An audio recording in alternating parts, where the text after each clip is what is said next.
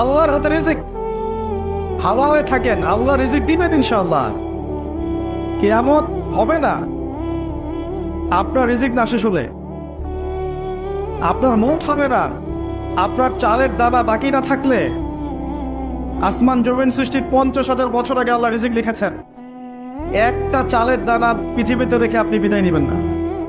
এক ঢোক পানি না খেয়ে, যেটা পৃথিবীতে আছে ওটা না খাওয়া পর্যন্ত আপনি যাবেন না পৃথিবীতে। অস্থির হচ্ছেন কেন? রিজিক আল্লাহর হাতে, আল্লাহ দিবে আপনাকে।